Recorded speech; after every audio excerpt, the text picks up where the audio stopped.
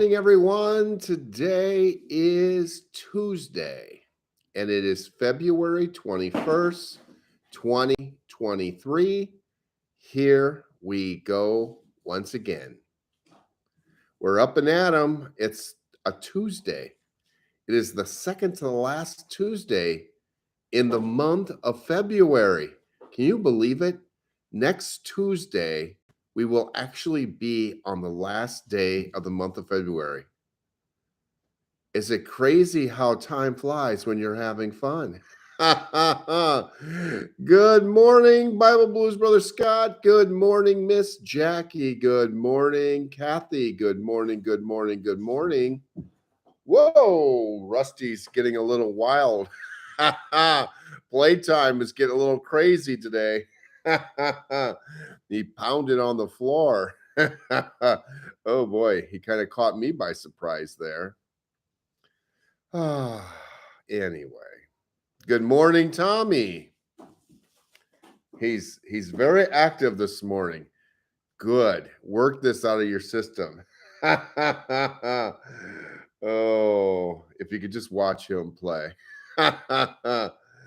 Oh. And Becky thought that he didn't know how to play. He knows how to play. He just didn't have any toys to play with out in the wild. So got one of those, what are they?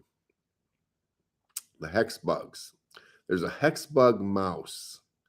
And she brought home the demo yesterday to see how he would like it. He wore it out. It's already out.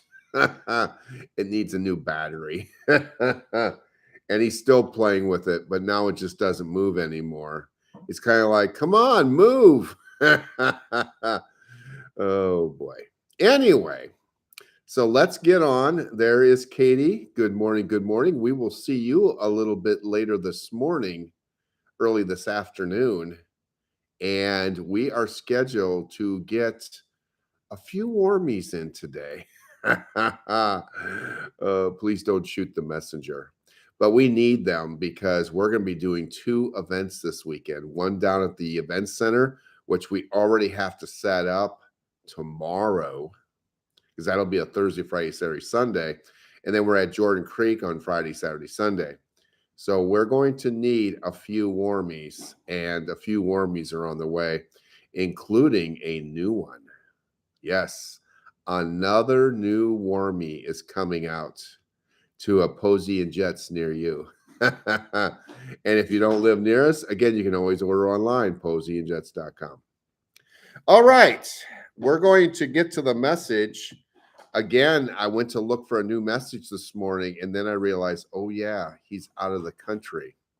So what we're going to have to do is we're going to have to go back and just start rereading other messages. And it's hard to keep track of which ones I've read and which ones I haven't. And so we may be reading a new one, or we may be reading one we've already heard. But they're always really encouraging, uplifting messages. So even if we've already heard it, sometimes it's good to hear it again. Because sometimes for us, it takes us up to 7 times to really fully digest. Otherwise, we would have been done with God's word a long time ago, but we're on our 3rd round now, and it's amazing how you pick up something new every time you read. Anyway, so begin this special new day moving closer to God, letting Him be our divine guide as we face this new day and everything that comes with it. Live today trusting in God and His love and grace, letting Him help us face all the challenges of life today. In God's creations, He provides us with images that can remind us of His overwhelming power. We can believe in the sunshine even when we fail to see the brightness of the shining sun. We can believe in love when we are alone and are in God's presence. Let us believe in God, even when sometimes we fail to hear His divine message of love and guidance. We can trust in God until the light of the sun returns and we experience his divine love and presence in our lives. Live today being happy, filled with love. That is our response to our highest values. We need not base happiness in our lives on some future event just to be happy and satisfied. Well, I'm going to put an exception on that. On some future event, like our entrance into paradise, I think that's a future event that is pretty awesome to think about, and we should keep our eyes focused on because the things of this world are all temporary. If we're looking at a future event in this world, it's temporary. It may make us happy for a moment, but then that passes and we move on. Unlike paradise, where we can look forward to that event, and that is an event once we get there that will continue on into eternity. It will not end once we get there. So we must keep our eyes and our hearts and our minds focused on what is to come, but not necessarily in this world, but in the world to come. Our lives may not be perfect. Amen to that. But we can be thankful to God for all the blessings of our day. We can let our lives be based on the teaching of God and things that money can't buy, such as manners, morals, respect, character, common sense, trust, patience, class, integrity, and of course, love. With God and these tools for life, our lives will be filled with love, peace, joy, and satisfaction. Let us realize that in life, every problem teaches us how to resolve it, not on our own, but with God's help. If we can't see the solution, then we're not ready for it. And instead of struggling with it, we should set that problem in question aside and deal with problems and challenges that we can resolve. Remember in life that God is with us and will help us in any situation. It doesn't say in some situations. It says God will help us in any situation. If a situation in our lives causes us concern, be it mild disgruntledness or serious frustration, we should try to understand it and take action to resolve it and need to act responsibly. There is always a proper response to any circumstance that causes us concern. If we choose no response, our inaction will only heighten our concern, and preoccupation will hinder our daily activities. Let our actions today reflect our concern and be appropriate to what needs to be done. Live in love today, letting our lives be filled with God and reaching out and helping others. God's blessings on your day. Much love to each of you. There you go. Boy, does time fly. It has been we're in our third year. Is it crazy or what? And again, even like in the month of 2023, we're nearing the end of the second month. It just seems like we began. You think about, the pandemic of 2020, that began almost 3 years ago. Interesting enough. At the same oh, 3 years ago. It's crazy how fast time flies, especially when you're having fun and getting older. Anyway, there is your message for today. And weather is available today. Our chief meteorologist, Miss Marcia, back in the weather forecast Booth, and here is your forecast for today. Des Moines 41, partly cloudy, 9-mile-an-hour winds. West Des Moines 42, partly cloudy, 8-mile-an-hour winds. Waukee 42, partly cloudy, 9-mile-an-hour winds. Council Bluffs 49, partly cloudy, 4-mile-an-hour winds. Pleasant Hill 41, partly cloudy, 8-mile-an-hour winds. Altoona 40, partly cloudy, 8-mile-an-hour winds. Dubuque 33, mostly cloudy, 16-mile-an-hour winds. Monticello and Dave is 32, mostly cloudy, 15-mile-an-hour winds. We've got Kansas City, wow, 61, mostly sunny, 9-mile-an-hour winds, and she has marked it as 4 after work. Of course, after work. Dixon, 34, cloudy, 21-mile-an-hour winds. Waxhaw, 76, mostly cloudy, 7-mile-an-hour winds. Sierra Vista, wow, what a forecast. 54, partly cloudy, 25 to 35-mile-an-hour winds. I don't know if we want to be in Arizona today.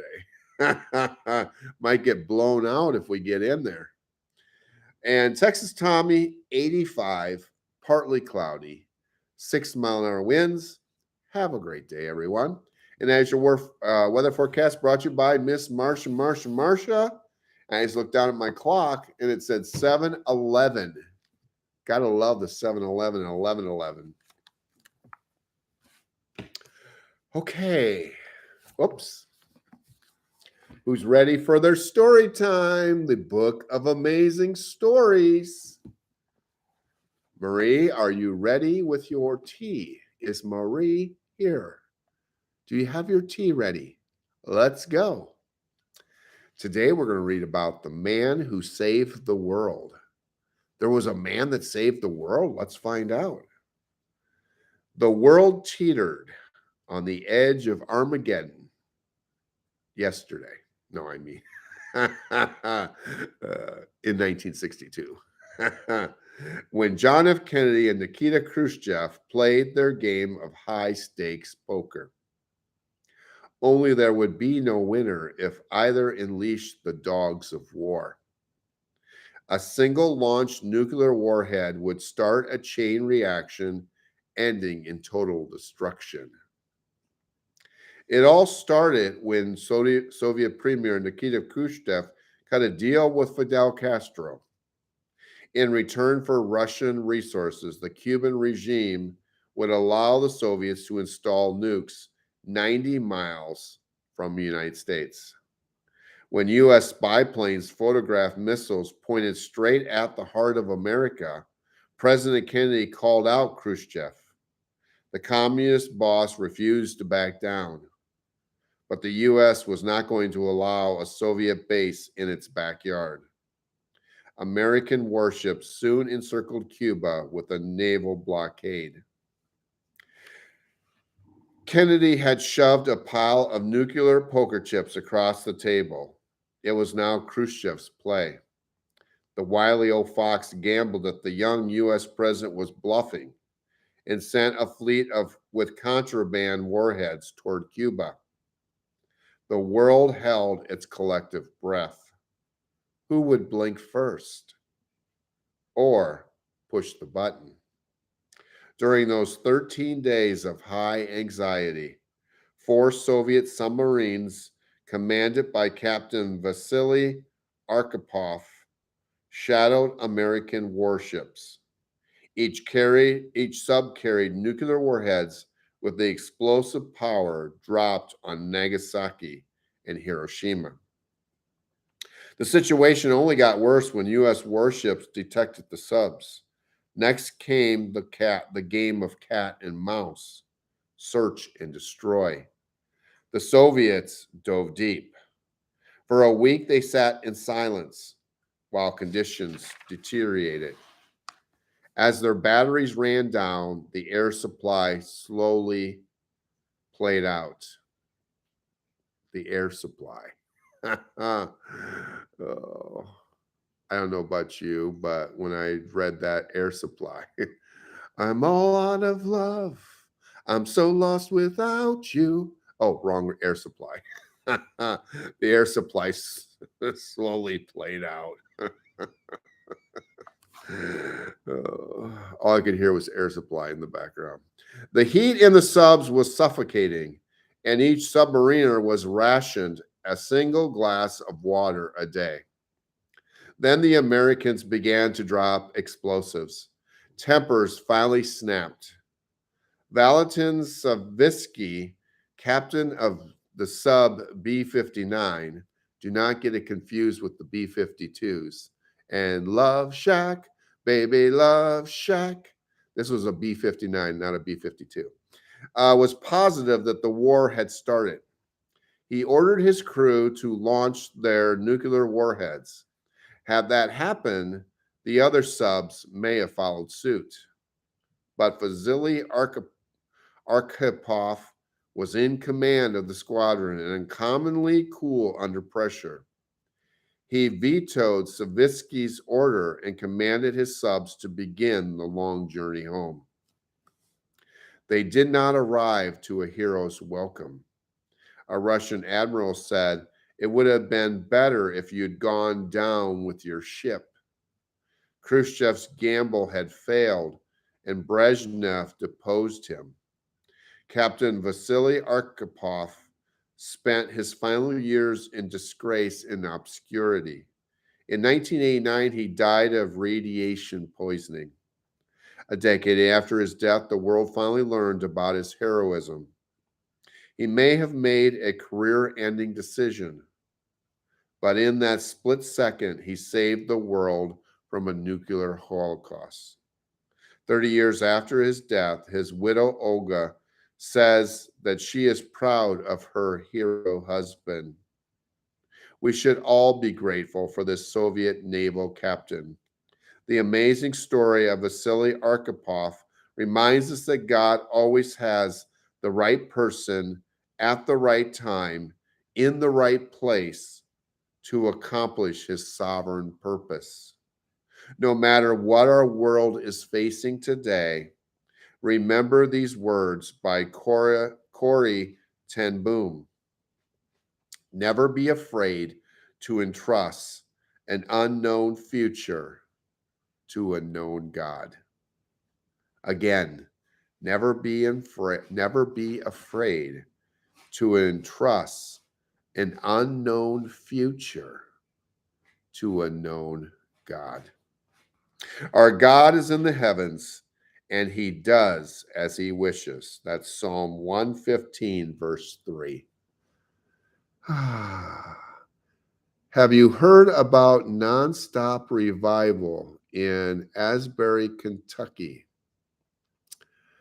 I have not, but that would be wonderful if that is what's going on right now. Wow, what a great story, Jackie says. We'll keep that book handy. We may have to come back to it for another story, depending upon how we're doing on time. I think we kind of like those stories, don't we? All right. Let's get into the word for this Tuesday, February 21st. We pick up in Leviticus chapter 11, verse 1.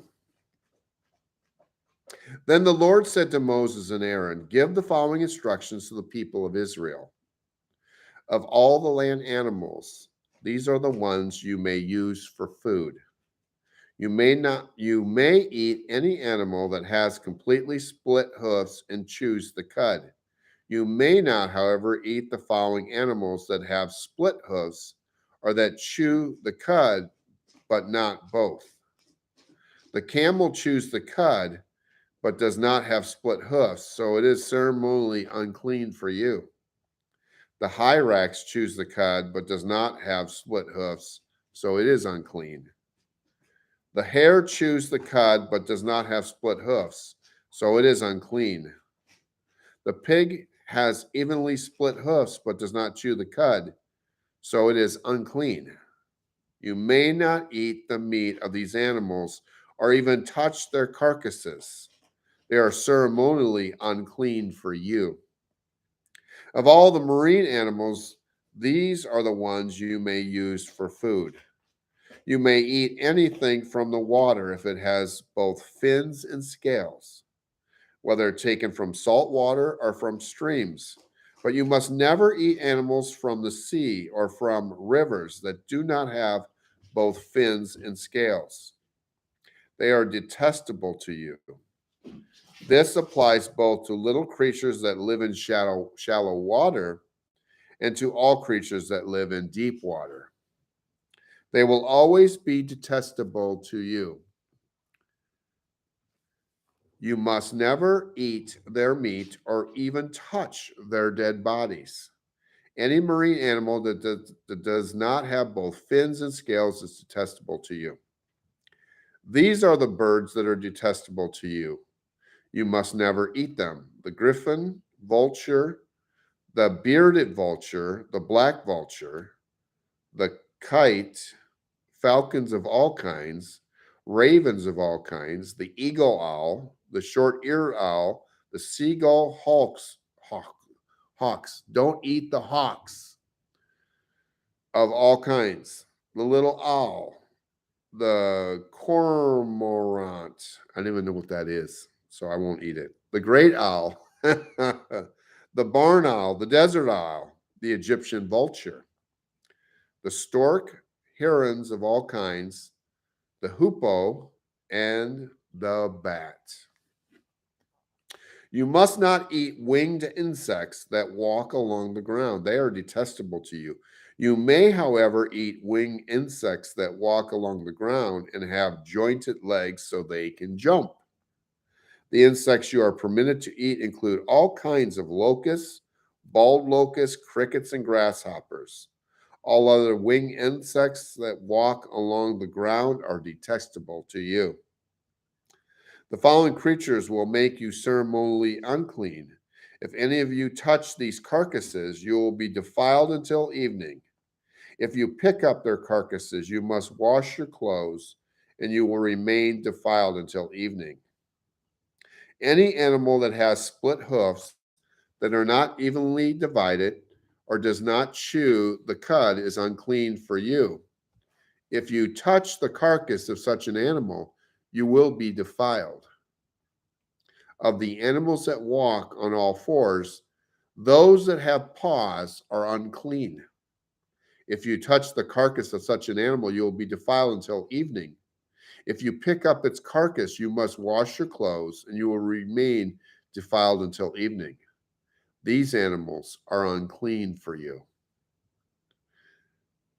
They're talking about animals, Rusty. Yeah. Of all small animals that scurry along the ground, these are unclean for you: the mole rat, the rat, large lizards of all kinds, the gecko, the monitor lizard, the common lizard, the sand lizard, and the chameleon. All these small animals are unclean for you.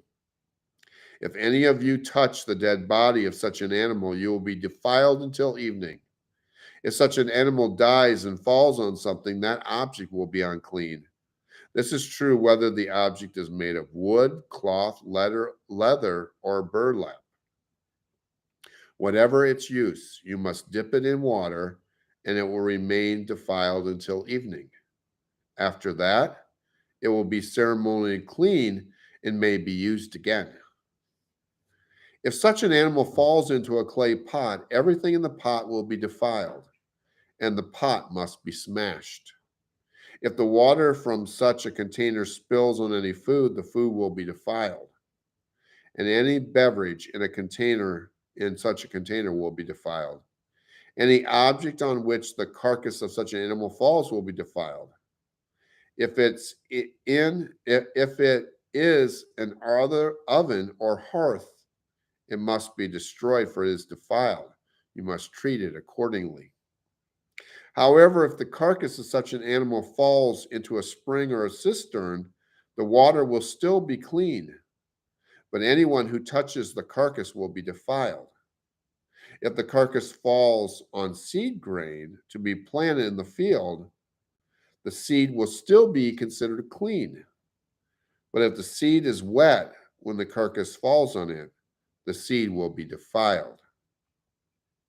If an animal you are permitted to eat dies, and you touch its carcass, you will be defiled until evening. If you eat any of its meat or carry away its carcass, you must wash your clothes, and you will remain defiled until evening. All small animals that scurry along the ground are detestable, and you should never eat them. This includes all animals that slither along on their bellies, as well as those with 4 legs and those with many feet. All such animals that scurry along the ground are detestable, and you must never eat them. Do not defile yourselves by touching them. You must not make yourselves ceremonially unclean because of them. For I am the Lord your God. You must consecrate yourselves and be holy, because I am holy. So do not defile yourselves with any of those small animals that scurry along the ground, for I, the Lord, am the one who brought you up from the land of Egypt, that I might be your God. Therefore, you must be holy, because I am holy. These are the instructions regarding land animals, birds, marine creatures, and animals that scurry along the ground. By these instructions, you will know what is unclean and clean, and which animals may be eaten and which may not be eaten. The Lord said to Moses, "Give the following instructions to the people of Israel. If a woman becomes pregnant and gives birth to a son, she will be ceremonially unclean for 7 days, just as she is unclean during her menstrual period. On the 8th day, the boy's foreskin must be circumcised. After waiting 33 days, she will be purified from the bleeding of childbirth. During this time of purification, she must not touch anything that is set apart as holy, and she must not enter the sanctuary until her time of purification is over. If a woman gives birth to a daughter, she is ceremonially unclean for 2 weeks, just as she is unclean during her menstrual period. After waiting 66 days, she will be purified from the bleeding of childbirth. When the time of purification is completed for either a son or a daughter, the woman must bring a 1-year-old lamb for a burnt offering and a young pigeon or a turtle dove for a purification offering. Of course, here's the question I have, is that if they have twins, does the amount of days double? Just imagine if I don't think they had, with fertility drugs and such, we now have people that have 4 and 5 and 6 kids at a time. Can you imagine if you had to multiply those days out? The woman she would be ceremonially unclean for almost a year. You get to a quarter to a half of a year with that many kids at one time. But I don't remember ever reading back in the old days where they had, like, at least during the Bible times, they weren't rattling off 6 kids at a time. uh, no snakes. Tommy says, no snakes. She must bring her offerings to the priest at the entrance of the tabernacle. The priest will then present them to the Lord to purify her. Then she will be ceremonially clean again after her bleeding at childbirth. These are the instructions for a woman after the birth of a son or daughter. If the woman cannot afford to bring a lamb, she must bring 2 turtle doves or 2 young pigeons. One will be for the burnt offering, and the other for the purification offering. The priest will then sacrifice them to purify her, and she will be ceremonially clean. Thank you for the likes. We have 3 likes on today's video. The likes go a long way in terms of getting views for this video and more people that have the possibility and opportunity to hear God's word. We continue on in New Testament reading. We're at Mark chapter 5, verse 21. Jesus got into the boat again and went back to the other side of the lake, where a large crowd gathered around him on the shore. Then a leader of the local synagogue, whose name was Jairus, arrived. When he saw Jesus, he fell at his feet, pleading fervently with him. "My little daughter is dying," he said. "Please come and lay your hands on her, heal her, so she can live." Jesus went with him, and all the people followed, crowding around him. A woman in the crowd had suffered for 12 years with constant bleeding. And this season, if you're watching The Chosen, we just came upon these very stories. Season 3, I want to say it was episodes 4 and 5. It was a 2-parter in which they kind of built this whole Jairus along with the woman, which I believe they called her Veronica, if I remember right. I could be wrong. She had suffered a great deal from many doctors, and over the years, she had spent everything she had to pay them. But she had gotten no better. In fact, she had gotten worse. She had heard about Jesus, so she came up behind him through the crowd and touched his robe. This is big because if you remember, we've read previously where if you're bleeding, you would be ceremonially unclean, and you're supposed to announce yourself if you're ceremonially unclean, so that the others are aware of the fact that you are in their presence. So she is taking a great risk, and she's not announcing, but she has this thought that if all I got to do is touch him, touch the hem of his robe, and I can be healed.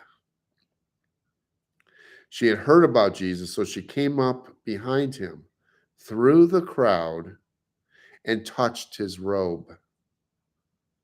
For she thought to herself, if I can just touch his robe, I will be healed.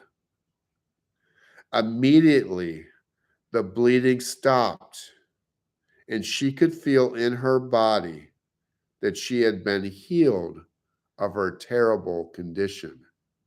This is an awesome story. And you know what? Watching it play out on The Chosen, yeah, it was another one of those tear-jerking moments. Jesus realized at once that healing power had gone from him. So he turned around in the crowd and asked, "Who touched my robe?" His disciples said to him, "Look at this crowd pressing around you. How can you ask, 'Who touched me?'" Because, of course, they're like, geez, we're in a crowd here. There's all kinds of pushing and shoving going on. It's kind of like if you were at a concert. You know, you get into those concert venues. At least now, some of them, they have seats and you can sit down. But there's some of these where you're like in a mosh pit. And you're just got all kinds of bumping going on because everybody's just crowded in. They got to try to make as much money as they can. And so they don't care.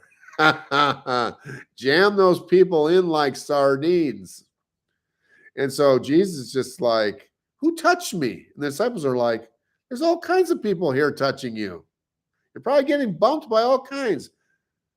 But he kept on looking around to see who had done it. Then the frightened woman, trembling at the realization of what happened to her, came and fell to her knees in front of him and told him what she had done. She was jubilant. She was celebrating. She knew she was now clean. But now Jesus is just like, who touched me? And now she's like, oh my, I may have made a big mistake. But she didn't run. She fessed up. I was going to say mess up, fess up, but she didn't really mess up because it was because of her faith that she did what was right, but yet was afraid of what the reaction would be of Jesus. And he said to her, daughter, if he begins with daughter, that's a good sign right there. He's recognizing her as a daughter. Your faith has made you well. Go in peace. Your suffering is over. While he was still speaking to her, messengers arrived from the home of Jairus. Because again, Jairus is taking Jesus towards his house. This woman has, in some respects, become a distraction to what he was ultimately heading off to do, which was to heal Jairus' daughter, to see her. And because of this woman, all of a sudden, here comes the messengers. And what do they got to say? They told him, your daughter is dead. There's no use troubling the teacher now. But Jesus overheard them and said to Jairus, don't be afraid. Just have faith. We just got done seeing this woman and a demonstration of her faith. Now, Jairus, I need you to demonstrate your faith. And what God is really saying to us is, where is your faith? We see the faith of others and what God does in their lives. What we must ask ourselves is, do we have the faith? Then Jesus stopped the crowd and wouldn't let anyone go with him except Peter, James, and John, the brother of James. When they came to the home of the synagogue leader, Jesus saw much commotion and weeping and wailing. He went inside and asked, why all this commotion and weeping? The child isn't dead. She's only asleep. The crowd laughed at him. So again, there's this weeping and wailing going on. And then they turn from weeping and wailing to laughing at Jesus. But he made them all leave. And he took the girl's father and mother and his 3 disciples into the room where the girl was lying. Holding her hand, he said to her, Talitha cum, which means, little girl, get up. And the girl, who was 12 years old, immediately stood up and walked around. They were overwhelmed and totally amazed. Jesus gave them strict orders not to tell anyone what had happened. And then he told them to give her something to eat. She immediately stood up and walked around. Basically, what happened is her spirit had left her body, And Jesus essentially ordered the spirit to return. And the spirit of this little girl returned to the body and she got up. Wow. Another amazing testimony, an amazing miracle. Psalm 38, verse 1. O Lord, don't rebuke me in your anger or discipline me in your rage. Your arrows have struck deep, and your blows are crushing me. Because of your anger, my whole body is sick. My health is broken because of my sins. My guilt overwhelms me. It is a burden too heavy to bear. My wounds fester and stink because of my foolish sins. I am bent over and racked with pain. All day long, I walk around filled with grief. A raging fever burns within me, and my health is broken. I am exhausted and completely crushed. My groans come from an anguished heart. You know what I long for, Lord. You hear my every sigh. My heart beats wildly.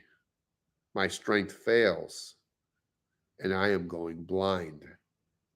My loved ones and friends stay away, fearing my disease. Even my own family stands at a distance. Meanwhile, my enemies lay traps to kill me. Those who wish me harm make plans to ruin me. All day long they plan their treachery. But I am deaf to all their threats. I am silent before them as one who cannot speak. I choose to hear nothing, and I make no reply. Sorry, one more time. No reply at all. No reply at all. No reply at all. No reply at all. Is anyone listening? Oh, no reply at all. For I am waiting for you, O Lord. You must answer for me, O Lord my God. I pray, don't let my enemies gloat over me or rejoice at my downfall. I am on the verge of collapse, facing constant pain. But I confess my sins. I am deeply sorry for what I have done.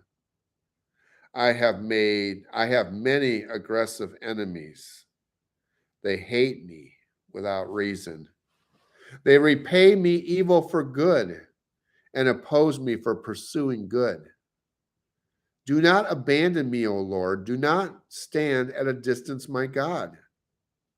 Come quickly to help me, O Lord, my Savior. And then we have Proverbs 10, verses 8 and 9. The wise are glad to be instructed, but babbling fools fall flat on their faces. People with integrity walk safely, but those who follow crooked paths will be exposed. Woo. That brings us to the end of our reading for today. Actually, I'm wrong there. Got a bookmark. Let's see some of the comments. Let's see. 613 Torah laws. Kelly says, I always forget. Ceremonially unclean simply means can't enter the tabernacle. And then Scott said this was on The Chosen. Yeah, the woman and Jairus' daughter. I believe it was a two-parter. I want to say it's season 3, episodes 4 and 5. And if you have not seen The Chosen to this point, make sure you get the Chosen app. There is an app out in the App Store, and you got to make sure you go out and see this series. It's an amazing series. Now 3 seasons complete, and we are waiting for season 4. I think they're looking to go about 7 seasons, if I have it right. So that would say that we're nearing the halfway point of the project. Love The Chosen. Can't wait until season 4 starts. There's a lot of us in that camp. 7:45. Forget to like. Don't forget to like. Look at that. We're now at 4 likes. I'd like it myself, but I can't like it while I'm on here live. Thank you for joining us today. And I believe Kelly just saying it's 7:45 means we have time for another story. Let's see. What story can we read?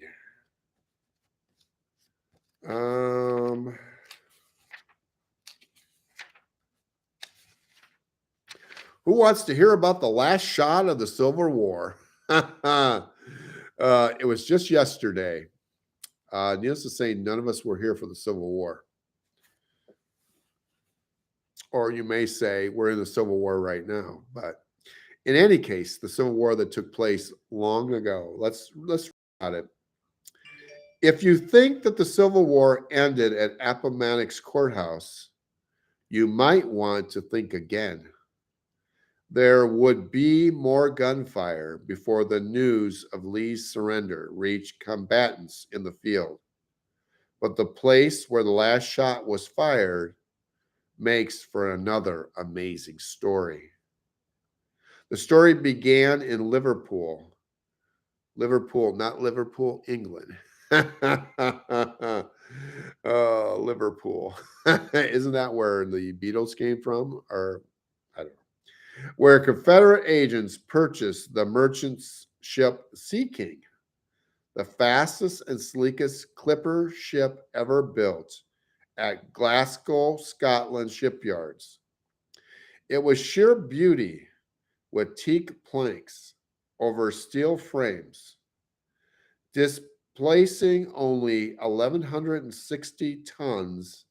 It boasted 3 tall masts and a powerful auxiliary steam engine driving a propeller that could be lifted to reduce drag under full sail, allowing it to achieve speeds up to 16 knots an hour.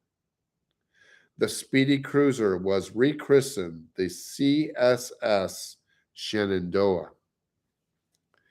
In October 1864, the ship slipped out of Liverpool under false papers.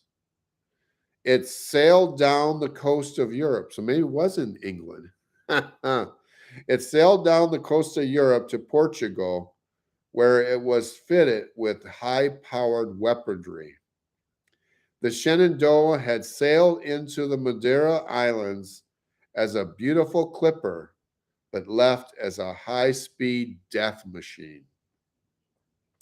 Her orders from the Confederate Secretary of the Navy were ruthlessly simple: create havoc in the Yankee shipping lanes by capturing or destroying as many ships of commerce as possible.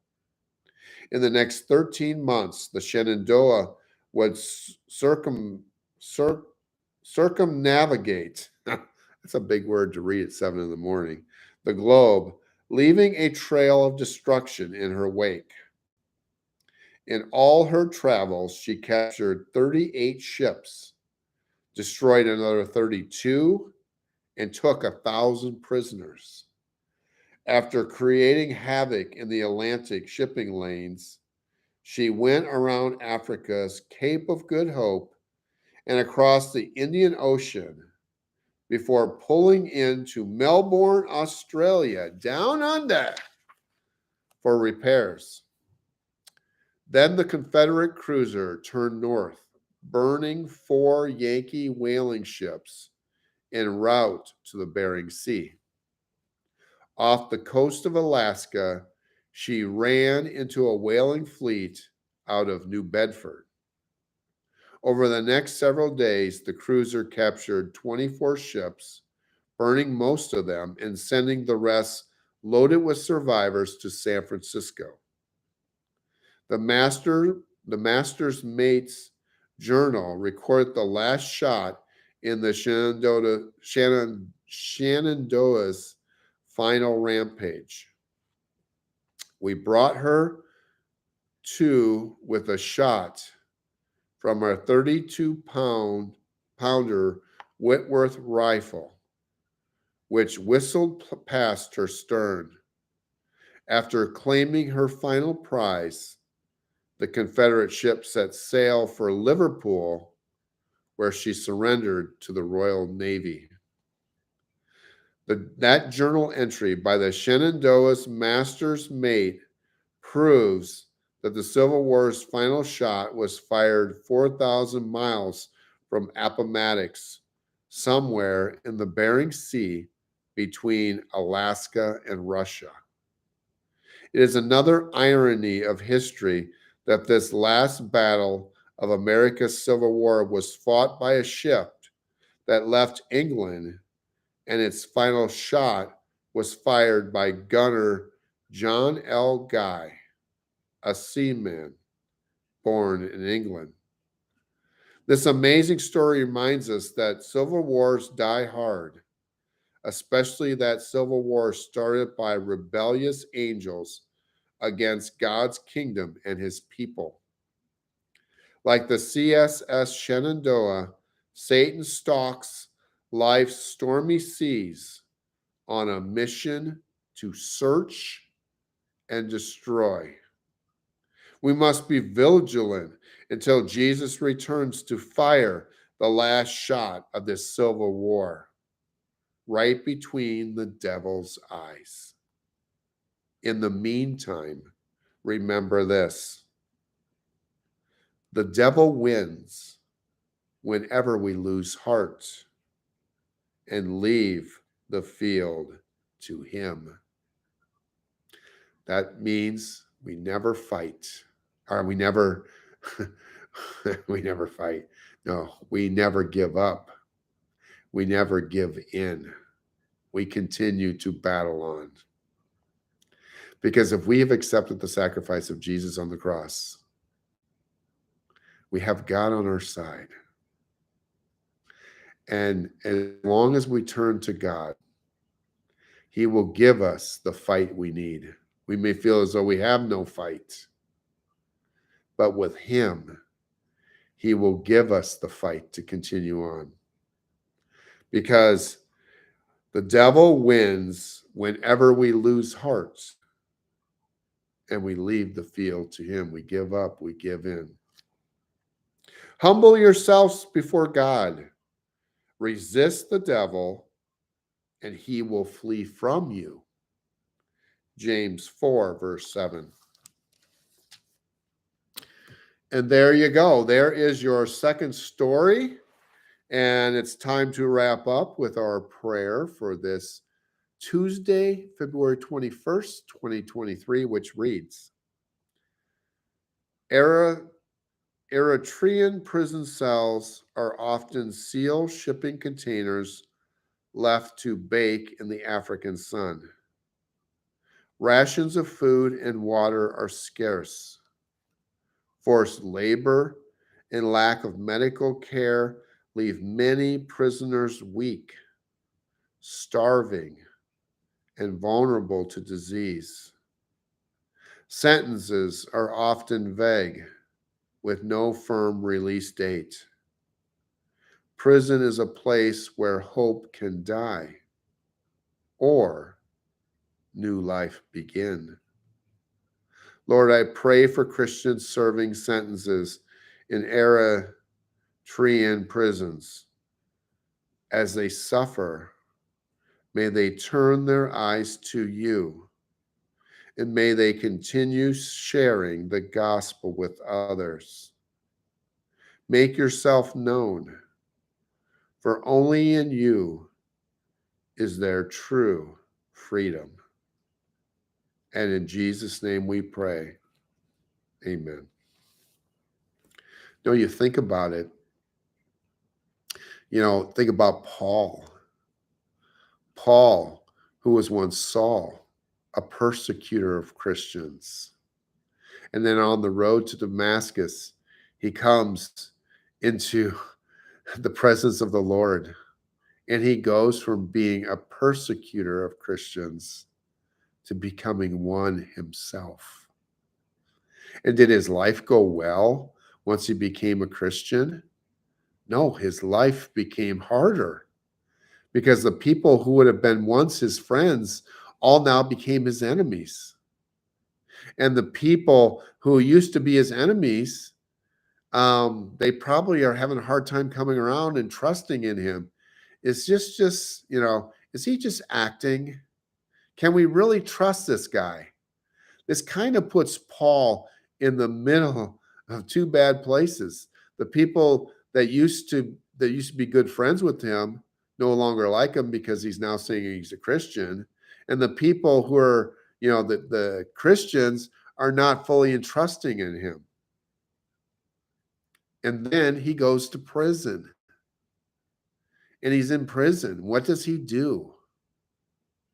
Though he's in prison, he writes many of the books that we read in the New Testament were written by Paul while he was in prison. He was incarcerated. He couldn't get out to share the word, but he continued to do God's work. Sometimes we may feel we're in places that we feel like we shouldn't be, but maybe God has us right where he wants us to be. Sometimes we're going to go through trials and tribulations. Things are not going to be smooth sailing. It's going to be a test. When times get tough, what are you going to do? Are you going to give up and give in to the circumstance? Or are you going to seek God? God, I don't really understand why I'm going through this trial or tribulation, but I'm going to trust in you that you have a valuable lesson that you want to teach me. And I also know that you will not leave my side. So God, please help me. Please help to guide me so that I may learn the lessons I need to learn. I may do what you have called me to do, what you've created me to do. And ultimately, the lessons we learn are then testimonies that we can then share to others as well. Because the truth is that when we go through a trial and tribulation, we're not the only one to ever go through it. What it does is it tests our faith and our trust in God, that we can grow in closer relationship with him as we seek him, and then we can ultimately help others. It's just so amazing how you can go through a trial and tribulation, and all of a sudden, if you keep your eyes open wide, it won't be too much before you see someone else that's going through what you have just gone through. And then what you can do is you can share what lessons you learned and who you turned to when you were going through that tough time as well. It's what it's all about. It's not about everything always going right, but it's about who do we turn to when things aren't going so right. And what it does, it continues to build on our relationship with him. Continue to seek him.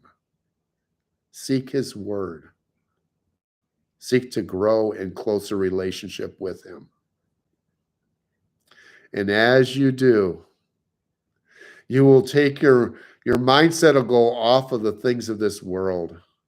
Because sometimes when we get ourselves too focused on the things of this world, the things that are all just temporary, the trials and tribulations that we're going through, though they are so very difficult when we're going through them, they're all just temporary. Are you gaining the lessons? Are you learning what must be learned so that you can grow in your faith, grow in your relationship with your Father, bring others closer to Him? That's what we're called to do. And focus on that, on your relationship, growing your relationship with Him. And as you do that, along with staying in His Word, in prayer, you will feel closer to Him. And you'll feel closer to what you'll feel one day when you go home. And it'll be peace, shalom, for eternity. We won't have to deal with all this chaos and confusion, all this darkness and evil and corruption and loss. This will all be in the rearview mirror. So let's keep focus on what is to come, not what is to come in this world, but what is to come in the world to come after we pass from this place and move to our eternal destination, a place we call home. Take care. God bless. Have a wonderful day. And God willing, we'll be back with you again come tomorrow morning. Until then.